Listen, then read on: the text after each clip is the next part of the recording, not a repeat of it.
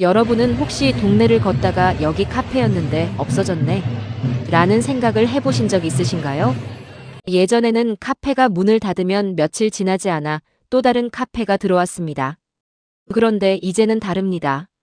빈 점포가 몇 달씩 그대로 남아있는 곳이 점점 늘어나고 있습니다. 대한민국에서 가장 많이 창업하는 업종이었던 카페가 지금 역사상 가장 큰 위기를 맞고 있습니다.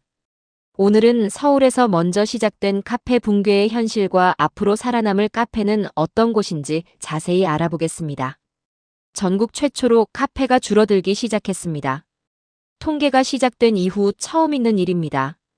2025년 1분기 전국 커피 음료점은 95,337곳, 1년 전보다 743곳이 순감소했습니다. 여기서 중요한 것은 단순히 743곳이 폐업했다는 의미가 아닙니다. 새로 창업한 카페보다 폐업한 카페가 743곳 더 많았다는 뜻입니다. 그동안 대한민국에서는 아무리 경기가 어려워도 카페 숫자는 계속 늘어났습니다. 코로나19 시기에도 증가했습니다. 하지만 이제는 상황이 완전히 바뀌었습니다. 전문가들은 이것을 자영업 시장의 구조적인 변화가 시작된 신호라고 분석하고 있습니다. 서울에서 먼저 무너지기 시작했습니다. 서울은 대한민국 상권의 바로미터입니다. 2024년 서울에서는 5,138개의 카페가 문을 닫았고 새롭게 문을 연 카페는 4,907개였습니다. 즉, 개업보다 폐업이 더 많았습니다. 하루 평균으로 계산하면 약 14개의 카페가 사라진 셈입니다. 더 심각한 것은 빈자리를 채울 창업자가 줄고 있다는 것입니다. 예전에는 망하면 내가 들어간다는 사람이 많았습니다. 하지만 지금은 창업 자체를 두려워하는 시대가 되었습니다. 카페는 생각보다 돈이 남지 않습니다. 많은 사람들이 커피 한 잔이 5,000원인데 원가는 1,000원도 안 되니 많이 남을 것이라고 생각합니다. 하지만 현실은 전혀 다릅니다. 예를 들어 하루 매출이 50만 원인 카페를 보겠습니다. 한 달 매출은 약 1,500만 원입니다. 겉으로 보기에는 괜찮아 보입니다. 하지만 여기서 원두와 우유 등 재료비가 약 450만 원, 임대료와 관리비 300만 원, 직원 인건비 350만 원, 전기료, 수도료, 카드 수수료, 배달앱 수수료, 세무 비용 등을 합치면 약 200만 원 이상이 나갑니다. 결국 점주에게 남는 돈은 약 200만 원 수준입니다. 그것도 하루 12시간 이상, 주말도 없이 일했을 때 이야기입니다. 여기에는 초기 인테리어 비용이나 대출이자는 포함되지도 않았습니다. 매출이 조금만 줄어도 바로 적자입니다. 카페는 고정비가 매우 큰 업종입니다. 월세는 손님이 없어도 내야 합니다. 직원 월급도 줘야 합니다. 전기요금도 계속 나갑니다. 예를 들어 하루 100명의 손님이 오던 카페가 85명으로 줄었다고 가정해 보겠습니다.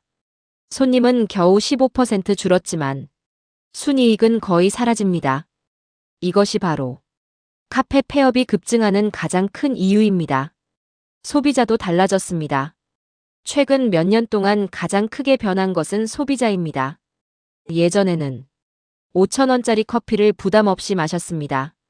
하지만 지금은 편의점 커피, 사무실 캡슐 커피, 저가 브랜드를 선택하는 사람이 크게 늘었습니다. 특히 메가 MGC 커피, 컴포즈 커피, 백다방 같은 저가 프랜차이즈는 계속 매장을 늘리고 있습니다. 반면 개인 카페는 원두 가격도 오르고 우유값도 오르고 인건비도 올라 가격을 올릴 수도 그대로 둘 수도 없는 딜레마에 빠졌습니다. 가격을 올리면 손님이 떠나고 가격을 유지하면 적자가 누적됩니다. 커피 원두도 이제는 사치품이 되고 있습니다. 브라질과 베트남 등 주요 생산국에서는 기후변화로 생산량이 줄고 있습니다. 여기에 국제 원자재 가격 상승, 환율 상승, 물류비 증가까지 겹치면서 커피 원두 가격은 계속 오르고 있습니다. 우유, 시럽, 컵, 빨대, 포장재, 심지어 냅킨 가격까지 올랐습니다. 커피 한 잔의 원가는 계속 상승하는데 판매 가격은 마음대로 올릴 수 없습니다. 폐업도 돈이 있어야 할 수 있습니다. 많은 사람들이 장사가 안 되면 그냥 문 닫으면 되지 않느냐고 말합니다. 하지만 현실은 그렇지 않습니다. 카페를 폐업하려면 철거비, 원상복구 비용, 남은 임대 계약, 각종 위약금까지 발생합니다. 수천만 원이 추가로 들어가는 경우도 적지 않습니다. 그래서 적자를 보면서도 버티다가 결국 대출까지 연체되는 사례가 늘어나고 있습니다. 앞으로 살아남는 카페는 어떤 곳일까요? 전문가들은 앞으로 카페 시장이 양극화될 것으로 전망합니다. 첫 번째는 저가 대형 프랜차이즈입니다. 가격 경쟁력이 가장 큰 무기입니다. 두 번째는 브랜드와 공간 경험을 파는 프리미엄 카페입니다. 단순히 커피를 마시는 곳이 아니라 사진을 찍고 회의를 하고 휴식을 즐기는 공간으로 진화해야 합니다. 세 번째는 특정 고객층을 겨냥한 목적형 카페입니다. 반려견 카페, 디저트 전문, 로스터리, 브런치, 스터디 카페처럼 명확한 차별성이 있어야 합니다. 이제는 감성만으로는 살아남기 어렵습니다.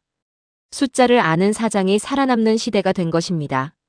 손익분기점을 계산하고 현금 흐름을 관리하며 재방문 고객을 확보하는 것이 무엇보다 중요합니다. 카페 743곳의 순감소는 단순한 숫자가 아닙니다. 대한민국 자영업의 구조가 바뀌고 있다는 신호입니다. 누구나 쉽게 창업할 수 있었던 시대는 끝나고 있습니다.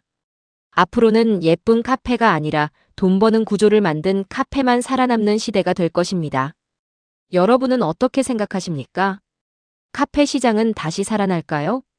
아니면 이제 본격적인 구조조정이 시작된 걸까요?